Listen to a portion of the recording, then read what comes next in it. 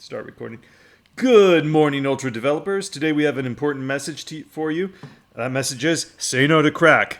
Cracks in your tessellated geometry, that is. Let's watch the video. In this video, I'm going to talk about some of the seamless tessellation features we have coming out. I'm going to be using constructive solid geometry to illustrate these ideas, but these techniques will also work with any mesh that you import from GLTF or FBX format. So if you've ever worked with tessellation before, you've probably seen something like this. And this is the main reason I think it's been around for a while, but it didn't really catch on because of this issue.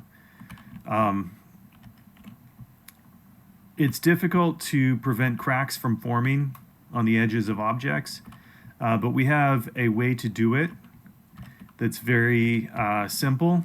It's automatic. And you can see as the UV coordinates move, it just automatically adjusts with that. So it just detects the edges, and it pulls the displacement in on those edges, and that prevents you from getting these cracks in the geometry. And let's take a look at what's going on here. I'm going to turn tessellation off actually, so you can see the geometry. And then look at it in wireframe. And you can see what this does is it creates a border around that surface, and it has a per vertex displacement value. And so when on the interior of the face, the displacement is allowed on the outer edges of that face, then the displacement is disabled all the way, and that's why. And so all the seams just come together. Now we can adjust that border like this. We can make it bigger or smaller, or we can eliminate it entirely. Let's turn tessellation back on and see what effect that has.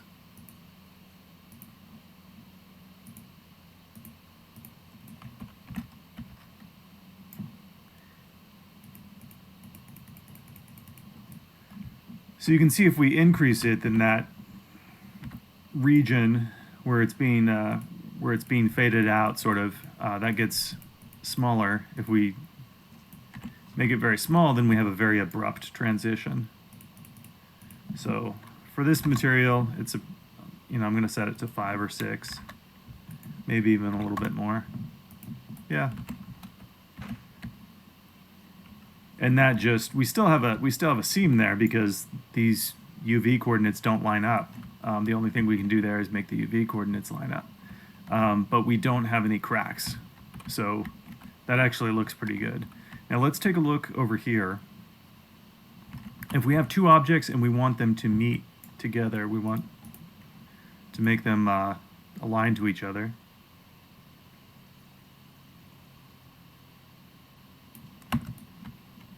We're going to get this seam right here. That looks kind of strange. We don't like that. But if we have one of the faces hidden, then those seams are no longer being tucked in, you'll notice. Let me show you what this does. I'll unhide it. And now you can see these edges are being pulled in to meet the adjacent edge and to close that gap right there. But if it's hidden, there's no need to do that.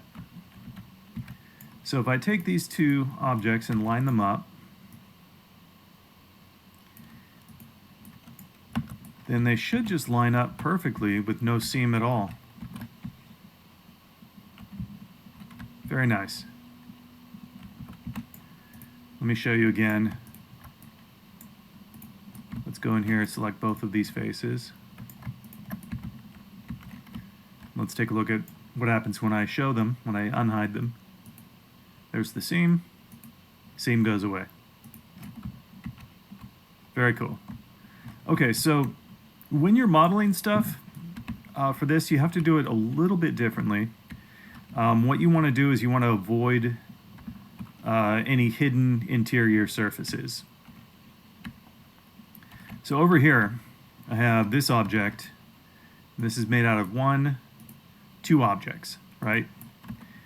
And we have this surface here on the top that's hidden, that's inside this other block. And because of that, we have this gap here. Now, we could unhide that, and then that will get rid of the crack. But now we've got this seam here that we probably don't want. If we want to get rid of that seam, we can hide that face, and now the vertices are no longer being pulled in on that top piece, but they are on the bottom piece because we have this face here, right? Now if we hide that, then, okay, the crack goes away, but now we're missing a face here, which we probably want that covered up. So the way you handle this is you model something like this in 3 pieces. 1, 2, 3. And you have the interior faces hidden all throughout there. And when you do that, everything just lines up. No gaps, no cracks.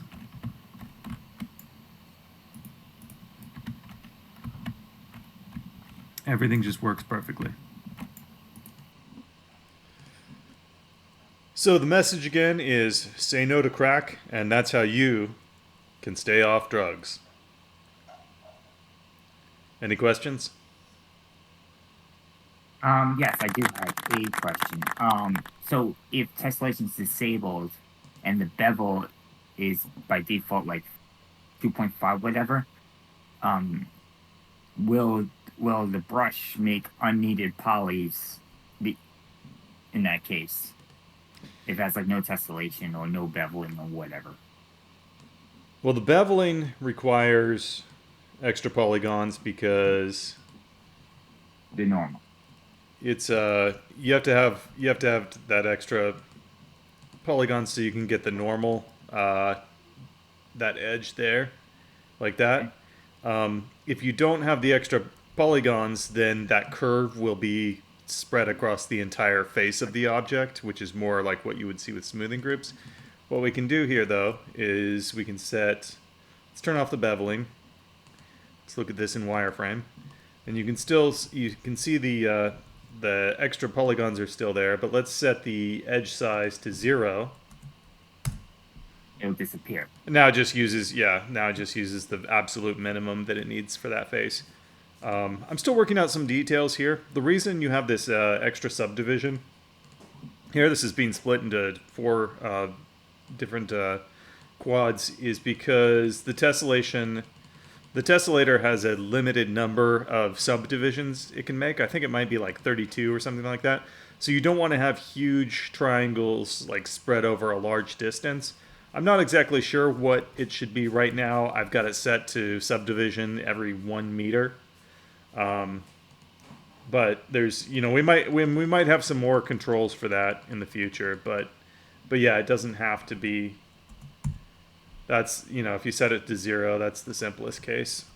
Right, but I'm just saying, like, because you want all the bells and whistles features on, so you can show new users that it exists. But what happens if I just want a block? Like, I don't want to pay for those extra polys if I'm not using it, and I might not always be. Yeah, I saw the new bevel and brushes, but I'm worried about the polys. We can probably, what I can probably do is, I can probably make, I don't know. There's a few different ways to handle this. Right. I think we need to keep using it. And then Right. I think the answer will become apparent. Right, Also, all this is an extra cost, so. yeah, I think we just need to start using it, and then it will come up with, based on the usage, I think we'll come up with a good solution. Also, you've got this new mode here. This sidebar on the left is completely new. This this week. This allows you to switch between scene, flow graph, and the asset library, like content browser. And I got rid of the tab over here. I think this is more clear because it's considered like if this view panel here, if that changes, then that's considered a different editing mode. But we also have, I also added this. And in this mode, the asset browser, just the contents of it, this is called the preview panel, actually. It just pops out over here.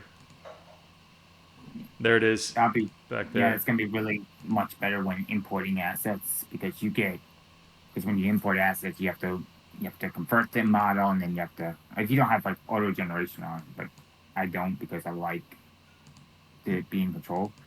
So this would be really, really great because you can actually hopefully see more. You can be more focused on importing the assets than having an empty scene. You can upscale that and hopefully Yeah, and it's kind of convenient. I should probably have a size setting for like when it's mode. minimized like this and when it's maximized. Yeah. But yeah, just being able to like I kind of had the idea of having this pop out into its own window, but I never did it, and I never thought it was that great of an idea. But this is effectively the same thing, and it's so quick. It's just like, yeah, it's really, really handy.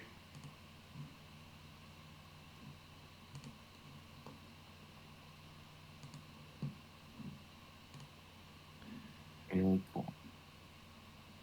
But anyways, what are all these icons here that I don't know. it keeps making?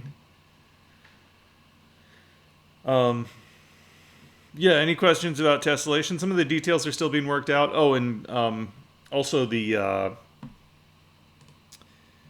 stuff with the seams, like what you see. Just automatically.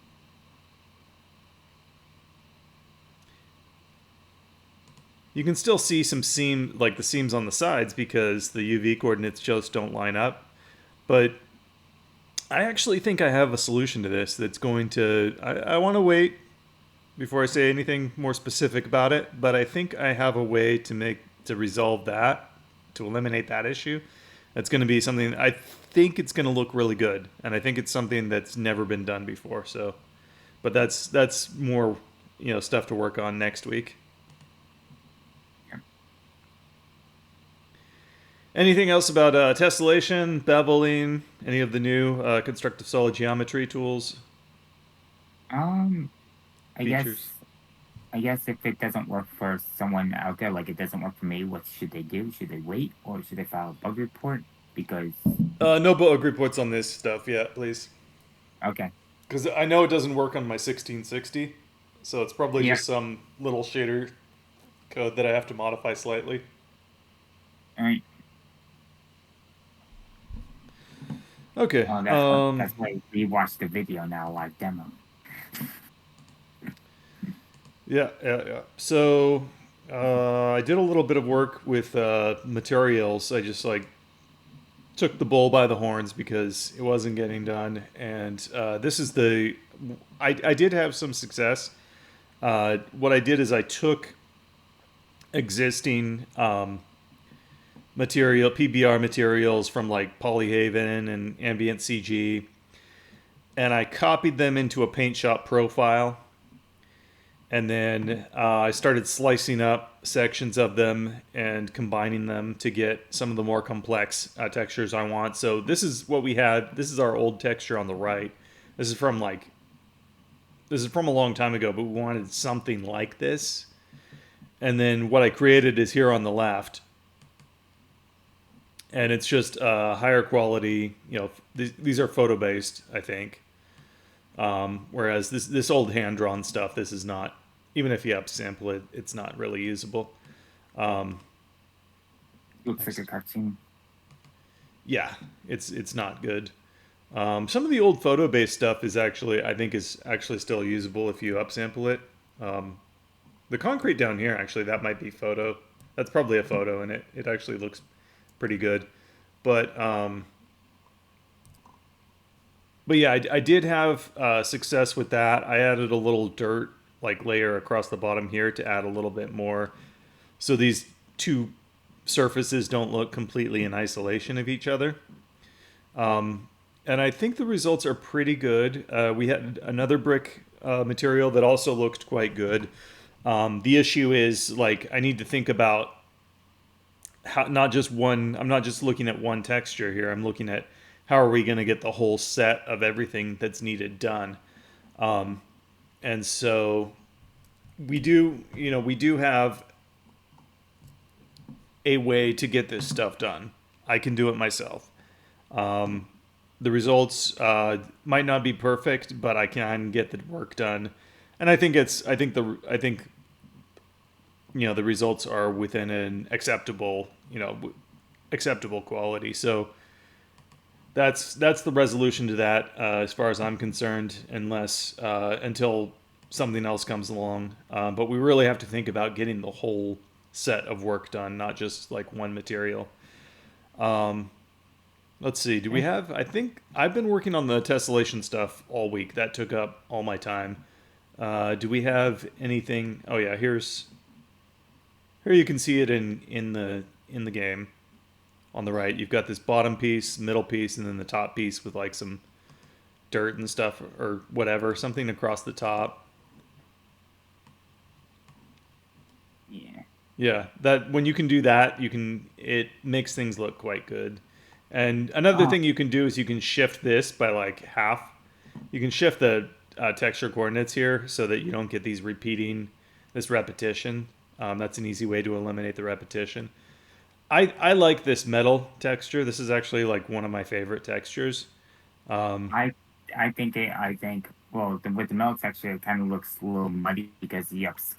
So when you look at like the bolts, if you can fix that in PaintShop Pro, like go right ahead. But there are some things where it does look like AI mud because of the Uh, upsampling. Maybe. I like the detail in it, like here and here. Mhm. And again with this, if you just take the second layer and shift it over halfway, then you don't get this obvious like vertical repetition. And this is two textures. There's this piece that has no trim on the bottom or the top, and then you have this piece that has like this trim across the top. Textures.com has a lot of great stuff like this. I plan to get a subscription to this. Yeah, I plan to I plan to do so myself because you know I have a bunch of textures. I downloaded them for free and then now they're a premium service. So Yeah, like this stuff. yeah, I Uh, have that texture. these outlines here, I probably wouldn't use. I would probably just use the alpha channel of this and then throw in use that to combine my own brick texture with, some plaster or something. Um, Lots of good stuff here. And this stuff is very, very hard to find. I can't really find it anywhere else, actually. Um, I think Valve uses textures.com. At least they did for CS:GO. So Hmm. Let's see. Like this, yeah, and you've got.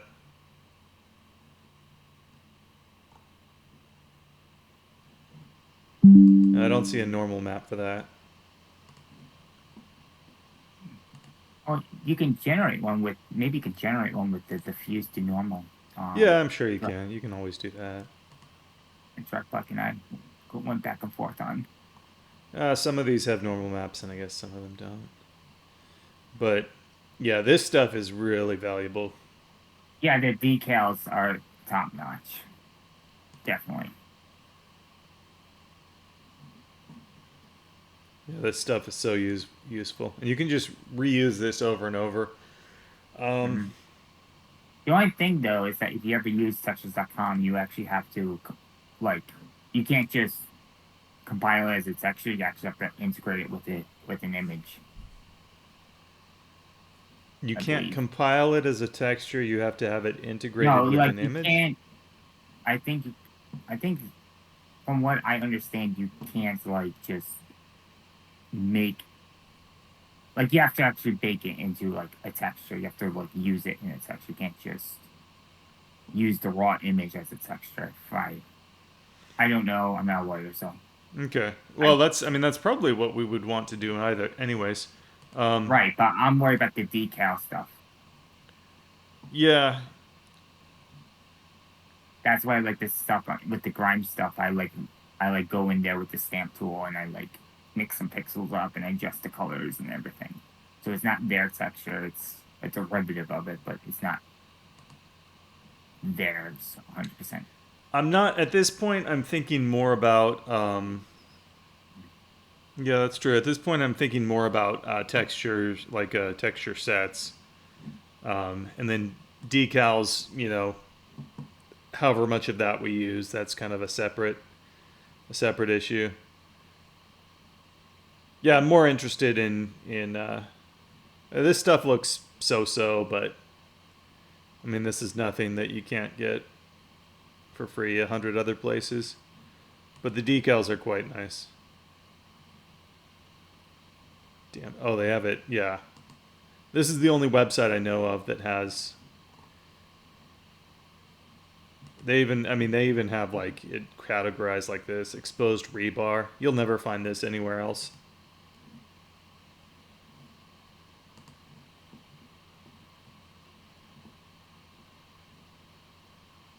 Yeah, that is very, very useful. Anyways, that's pretty much all I've got this week. I think Marcel had some stuff that he was showing that looked pretty interesting. If you'd like to show us that now, then we can watch it. Okay, is my mic fine? Because I don't know how it sounds. It's new. It sounds like you're here in the room with me. So, is it good or not? Is it echoing or something? No? Okay, fine. Then let's start with it. So here we have Quixel Mixer. It's set to be free, and that's because um so Unreal Engine or Epic Games, I don't know, acquired it a couple of years later, and then you can use their assets, their online assets that are paid if you're not using Unreal Engine in this software. So that's the only thing you need to pay for. But if you don't use them, you use your own or some open source materials, then you're fine. So this is a layer-based software. Here you can see.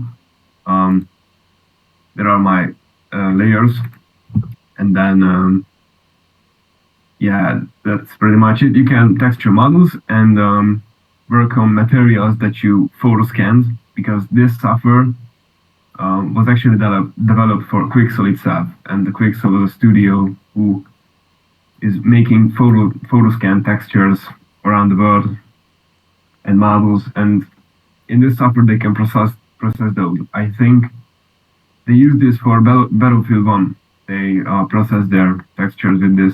So anyways, here is the software. For example, I'm texturing now an European building, and these textures are from Holy Heaven, and I can layer them by a ID map I baked in Blender from the vertex colors. Okay, so is this a model? Is this a 3D model that you imported into the program? Yes, I modeled it. Oh, okay. I'll show you. So it's for the DLC we are working on with Reap, and we decided to use meshes for the first level of the buildings because there are too much details to use brushes. Yeah, I was worried that tessellation would be a little bit too much It's because we want this to look great in VR. So, Oh and yeah, yeah. I think this is actually something where tessellation would not do as well because it's not that you don't need the whole surface split up, but when you do need it split up, you need like exact, very exact detail. yeah, so we need very exact detail, and this is only gonna be like for like the bottom, and then anything that's like higher out of reach, brushes will do just fine, and normals. So So it's actually hard to find a way to make your vertex maps. So an easy way to do it, easy and free way to do it is go to shading, and then I don't know how you all know Blender, but this is how you do it. So you search for color attribute node, you plug it into base color, and then you use a plugin, a free plugin called Text Tools, and yeah, it's over here. Andy, I think posted on this channel. You have to find it though, 'cause it was a while back. But I have that plugin too, really handy. Well, I don't know about that one. Anyway, so you set the vertex colors as the base color, and then you go over here to choose the base color because now the vertex color are in the base color slot, and then you just hit bake, and then it will bake it, and you go to image wave, and then you import it into mixer.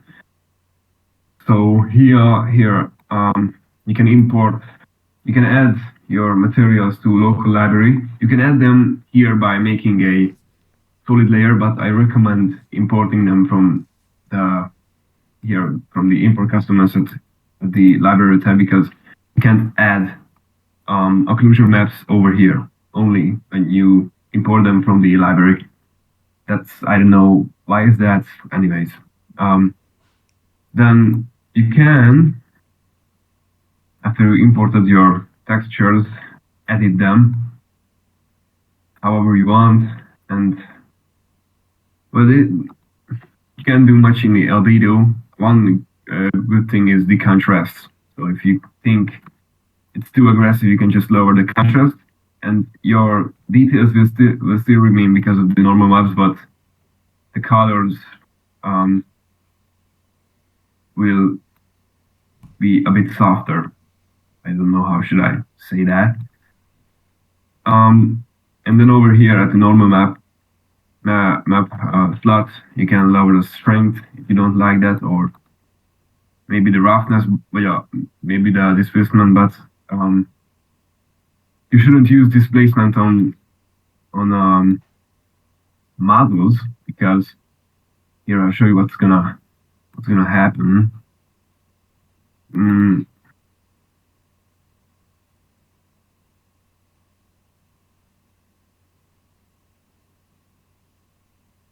Yeah. this is gonna happen. Remember, kids, say no to crack. Say no to cracks. Now I think the materials are pretty much done on this model, but I think I should add more. I think there should be more grime and more shadowing or whatever. Yeah, probably. So here is my reference, a city in Central Europe. And well, yeah, these have a bit more dirt in them and Yeah, grime. especially like at the bottom of the base. I What? usually on my textures I like to paint a layer of grime at the bottom. But you could probably do the same thing with decals too, but it would just be a lot of decals. Now, Yeah, well, and ambient occlusion probably what I would be really bad. what I really like about one thing I noticed when I lived in Europe, I looked at a lot of buildings like this, and if you go back to the reference photo, what they always do is your first story will have one style of window, and I see this all, even in this shot. Your the first level or zero if you're depending on what country you are, floor zero, that will have one style. And then if you look up, the second floor will have it'll be similar, but they'll mix it up a little bit, and they'll usually do that with they actually now that I think about it, they usually have like a repeating section that they usually have one for the very bottom, one for the very top, and one for everything in the middle. Huh. Why And you did see they? the same thing over and over again. Like it's similar, but it's a little bit different. Why did Yeah, they the do that? bottom part is more detail, and on the top you can, in like Ultra, what we will do is then you can just have a brush with some basic material, and then you can just swap on a window model. But also we'll do that because we don't need that much detail up here. So yeah, Yeah, just the And bevel. another idea that I've had is so you've seen like what how the displacement acts with brushes and how I can generate geometry for each face of the brush. What if instead of generating a tessellated plane, what if instead the sides of the brush were generating geometry based on something like this? That would be actually really nice Like if you because dragged a block out and all the faces were made up, it just subdivided it and all the faces were made up of stuff like this and it was just automatically populated. I think that would be a terrific idea. And then maybe we can do something where if the brushes is like too like let's say it's like too small to fit this, Marcel can make a version of a mesh that is just like the wall and the base, and that could fill in the little gaps that aren't based on the that don't fit 100%. Or you might have a corner piece like for the edges that gets Mhm. placed automatically so you can have some nice like brick corners or stuff. The idea is I call it facades, and it's just an Mhm. idea that I've had for a long time, and I haven't had time to pursue it. This No, is I exactly what the kind of stuff that I had in mind. yeah, because I think that would be great. Because like we would, because like Andy was talking about, like he needs, you know, the tradition now in modern engines is that you actually do models like this for walls and such, and for what we're doing, it makes sense. But like for something like Cyclone, it makes absolutely no sense. So, but if you can have a system where you have all these wall meshes and all these wall pieces, but you have the flexibility of CSG tools, I think that's a win-win. Yeah, so I'm not going to do it anytime soon, but that's just something to keep in mind. Looks really good, Marcel. Yeah. yeah, it's really easy to learn this software. But I work with Substance Painter, but I think this software is actually better, but use whatever you like. It's better and cheaper. So That's I don't great. know. I actually prefer this, but sad thing is they are not going to update it. I Really? think because Unreal Engine itself is has everything. I think you can even do this in Unreal. Yeah, but we're not an Unreal, we're an Ultra engine, and it's a better engine. No, So, I mean I I didn't say Unreal is better. I no, said I was just being, it has some. Ladies, there's no need to fight. I was just being a jerk. I was just being smug. All But right. So, have you got anything else? I think he wanted to demonstrate. I think he was going to demonstrate how you import a Okay, free cool. material from Polyhaven and into Quixel. Because this is what these sites are for. They're not really meant to put into Yeah. the raw So engine. They're made for put into software like Quixel and Substance. Yeah, I'll or show you how to. in my case, Paint Shop Pro. Um, Yeah, and then you have to like manually paint all the masks. I did do the same in GIMP. yeah, It's not fun. it's tedious, but I mean, I like that first rendition that I got that I made that was like 15 minutes of work. So, I mean, how much work are you going to put into avoiding work versus just you know doing it and getting it done? Yeah, but again, but that's just a brick texture, Rex. If you want to do something specialized, it's gonna take more work. Yeah, how many? How? But the project is fairly small. I mean, I think we have two Right. main materials we want. We have like, well, maybe three.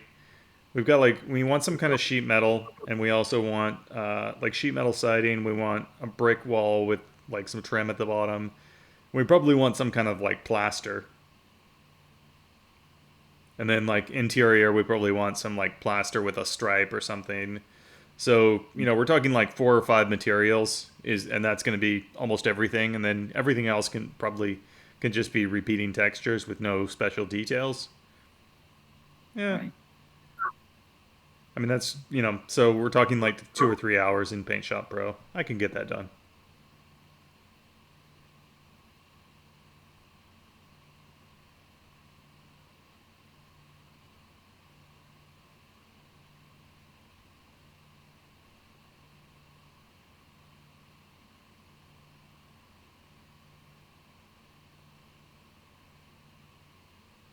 Mm.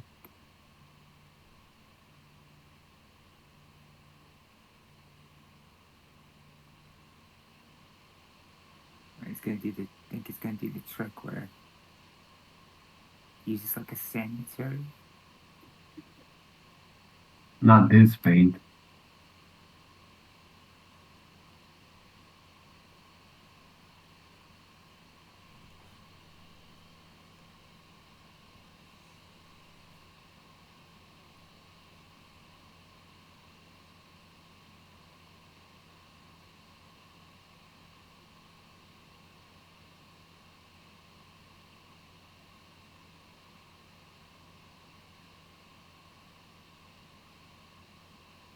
No, Mm. this is just the AL map. Yeah, this is just the AL. That's not gonna be good, but whatever. This is a test.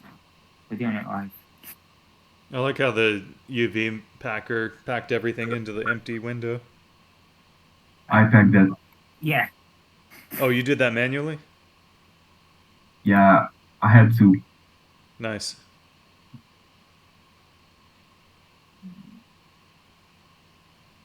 Yeah, that looks fantastic, man.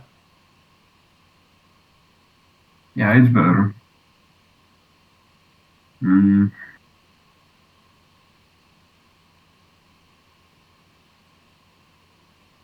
I don't want this definition on the window, by the way, and I don't know how to get rid of that.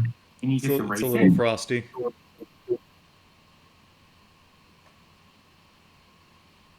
I mean, I don't want that much definition. I want definition. Mm.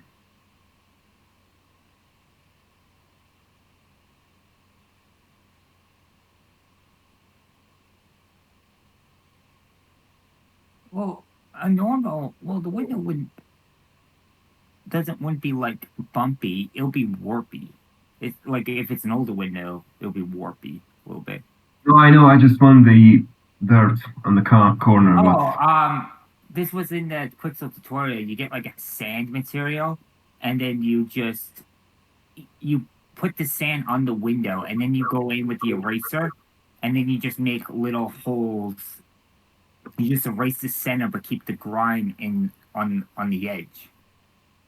wait, you are right. That might work. Let I me know it works just. because it was in the example video. Oh, okay, it does. It does work. Oh, cool.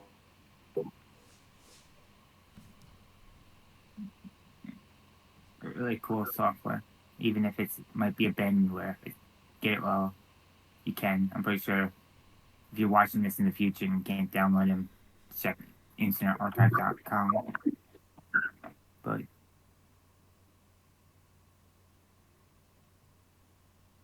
this pretty much solves the problem of an accessible way of working with PBR textures and not paying $200 a month.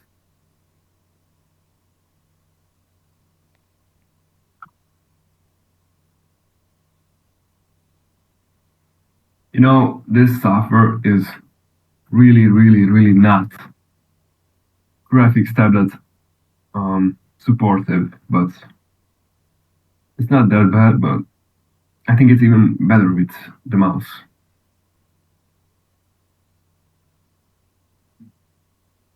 Oh, so you're doing the painting that you would have to do in Substance Painter in 3D, but you're doing it in 2D. Yeah, because um, I don't have the window frame here in the UV map. It's all over here. But if I go to 3D, then and start painting here, then it will remove the dirt underneath. Yep, Oh, that's what I wanted because I didn't like what I was seeing with Substance Painter, where you had to paint in 3D. That's probably really handy if you have a tablet, but I you don't. can paint in 2D in Painter. Oh, you can. There's an option for that. Oh, well, I only see the 3D stuff. I know. It's Oh, it's literally over here in that software, just over here. eh, mm. Yeah, in Substance Painter or just Quixel. No, in Substance. Oh, okay. Yeah, I never saw that in Substance, so usually people just keep it the 3D view.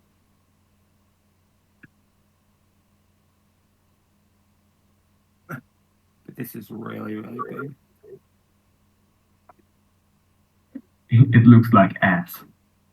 Well, not well. I'm talking about the software. I mean, Well, you, maybe the if you can like just decrease the opacity of that layer by itself. No, because I have. I Oh, don't know. okay. We'll see. Just in a minute, but I want to keep going with this. Oh, what?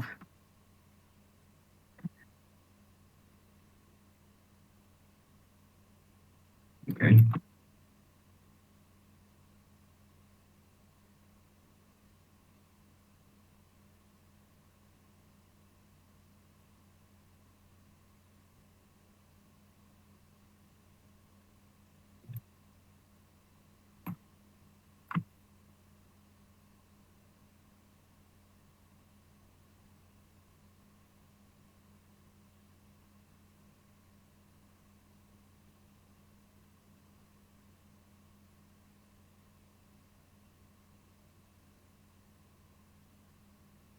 Okay, so it looks like you're adding some detail around the edges over a wider area, but with lower opacity, so it creates a smooth. Looks like you're trying to create a smoother transition there to make Yeah, it there's blend probably in. a small way, but this is what I know currently. So, All right. okay, let's see.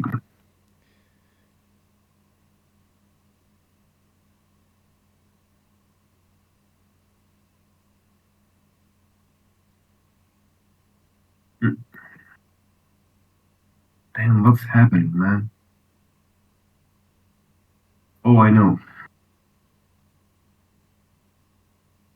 Um, if I set wrap to underline, it's also wrapping to this material, this all of it. So that's the problem. But if I, oh yeah, that's not gonna work. Anyways, so we have to find a different way for that.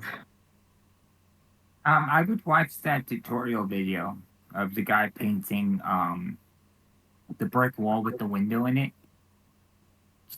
Um, if I can find it, it was I think it was like on like the front page of their site. I forgot where I saw it, I but think yours looks better than his.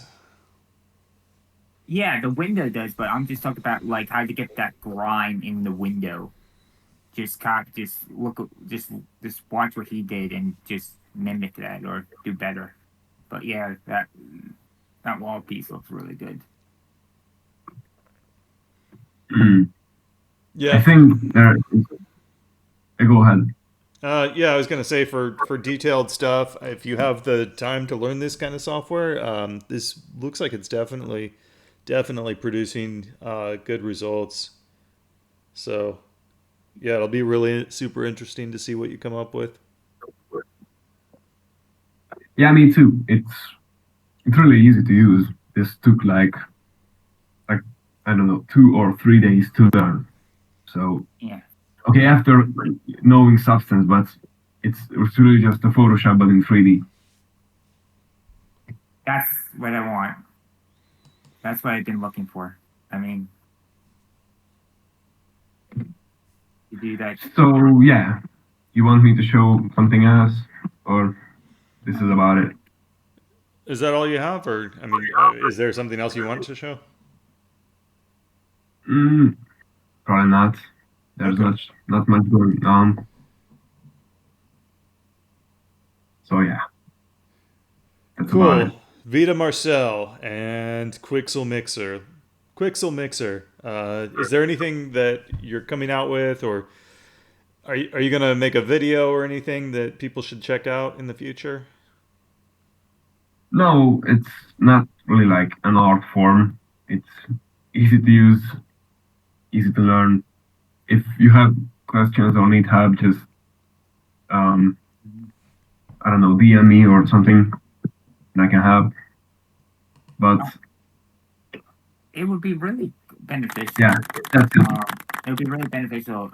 If you have time, like let's say, like again, if you have time, to document everything, um, like you did with the Blender stuff, just document like your process and your flow on like the forum or something. This way people can look it up, and you don't have to explain everything, just like how to get set up and how to do basic tasks.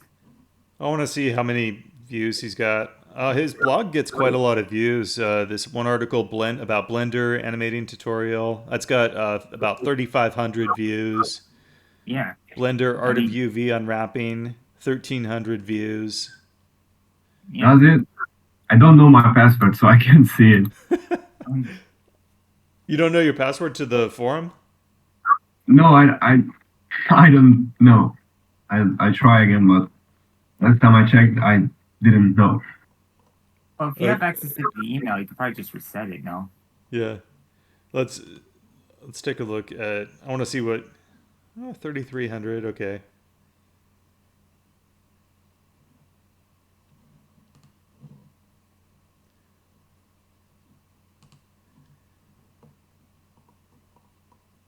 Yeah, so his articles get quite a lot of views. Yeah. So when he recovers his account, maybe he can make another blog post by Quixel, just how to get basic setup, how to import materials, and what everything does. And Now, I noticed, let's see. Start date.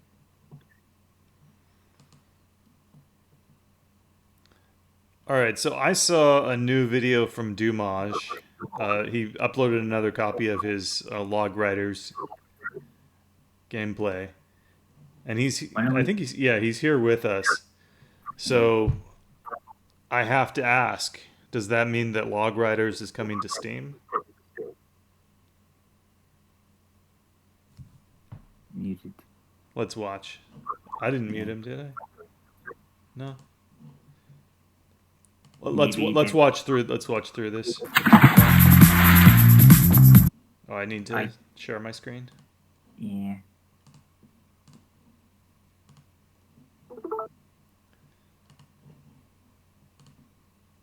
It's a quick video.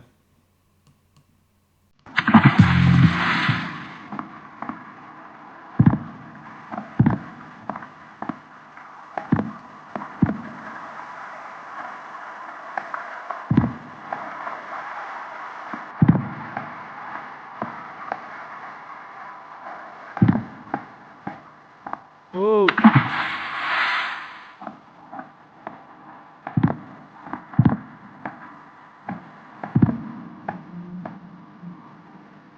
There's a secret level. You know how to get to it.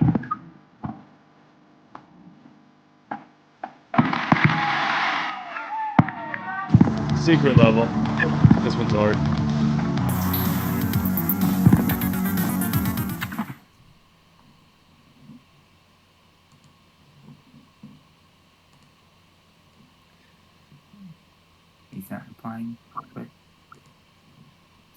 He might be. Okay. Okay. Maybe we'll get it. Maybe he'll tell us what his plans are later. Maybe we'll get log riders too on Ultra Engine. Log Riders 2. Yeah, we can have more logs. Revenge of the logs. Now, as many, yeah, you can have Tesla. You can have tessellated logs Ooh. without Yeah, cracks. yeah, you just need to add water and you'll be good to go. So we don't have water right now. Tessellated logs. Just add water. Just add water. So Andy, he actually said he was going to be gone this week. Mm. He's probably eating right now. I don't know. Let me look at my notes. But he did tell us that he was going to be gone. Yep. He might be walking on the streets, actually. That sounds actually probably more likely. He's probably going somewhere cool. Because it's Saturday night in Europe. All right, so do we have anything else to discuss this week? I do have a question on. Do you know why the engine cannot operate with read-only files?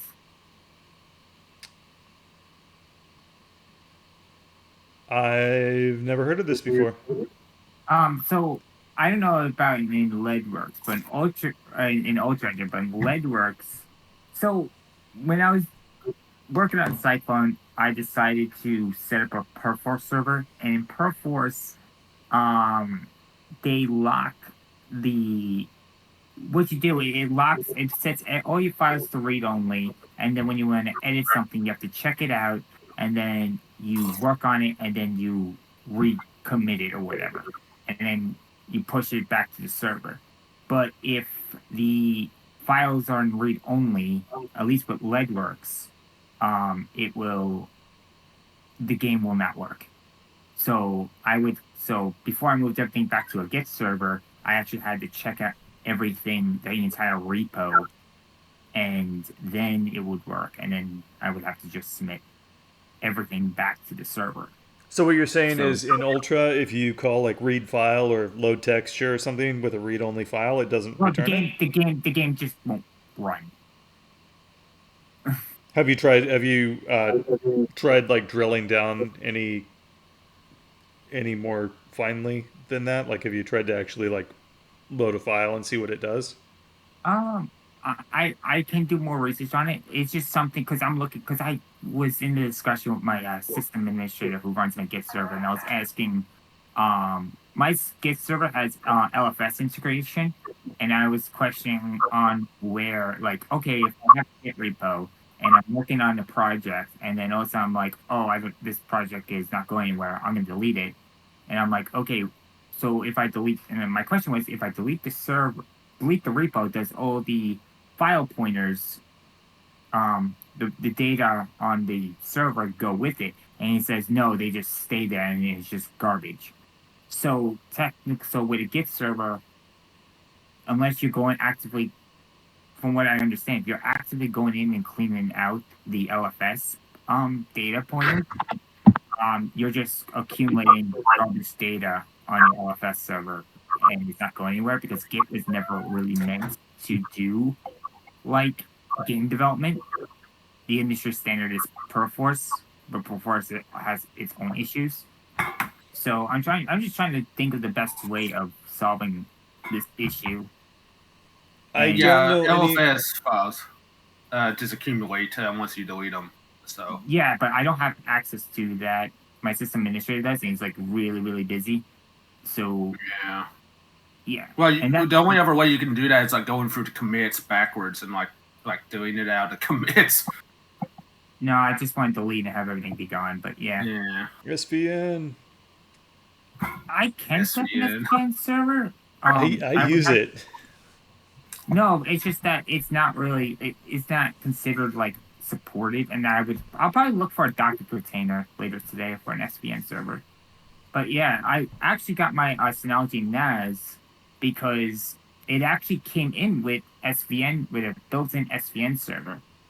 And I was like, cool, I'll get that. And then a software update happened between then and when I actually bought it. and then, well, I'm not gonna pay for file server. I have a NAS server. I have a server in RAID. So I'm not gonna pay for a server. I just need a Docker container with SVN support. www.ok.com. Yeah, so I don't know. It's just, especially with Git. I was working with Marcel.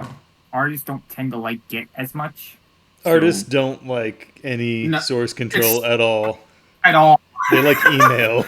They like emailing files. Yeah, it's like pulling Zip. teeth with artists a lot. Oh, I yeah. won't lie. And zip They files. like emailing files, and they love sending GLTF files with the bin file missing. Yeah. They do that For all the- Hunt and the Freeman, we literally couldn't even use Git because Git like literally just said no. So we had to use SVN.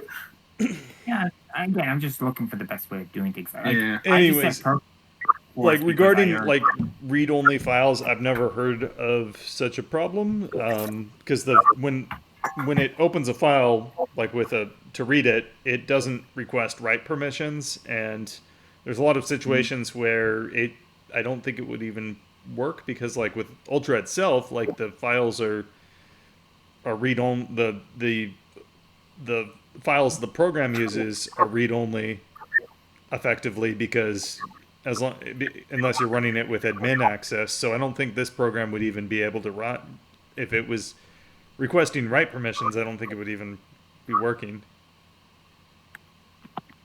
All right, so you think the best way to test this is to just create a new project and then right-click on the folder, say read only, and then go in and run the game, see what happens.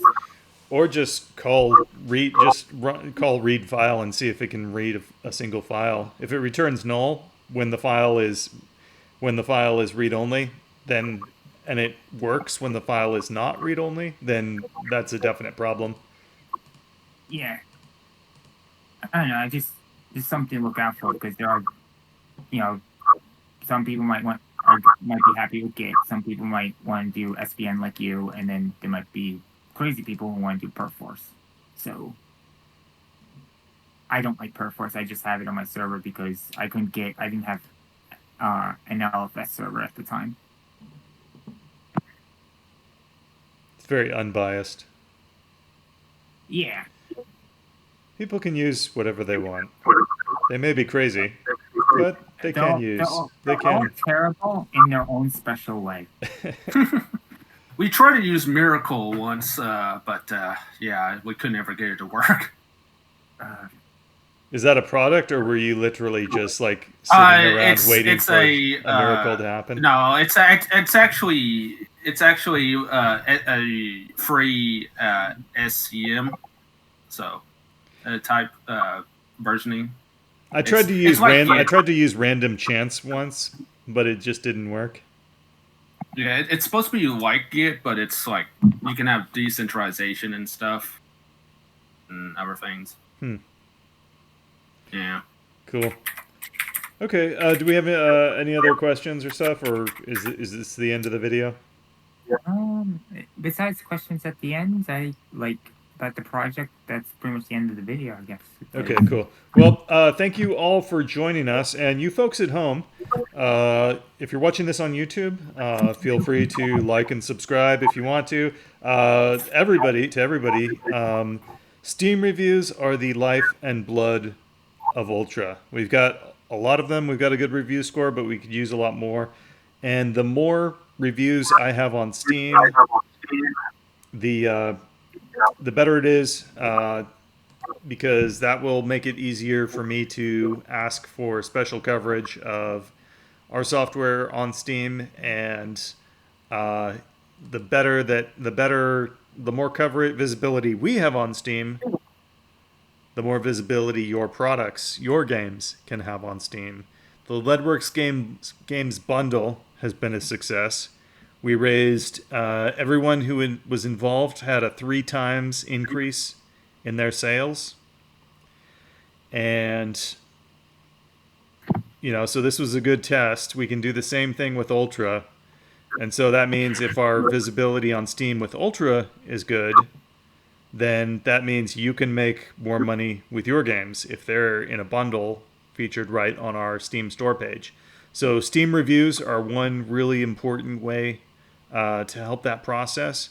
And I really appreciate all the everyone who has left a review. It really, really helps a lot. YouTube channel, I don't really care that much about, but the Steam reviews really are important.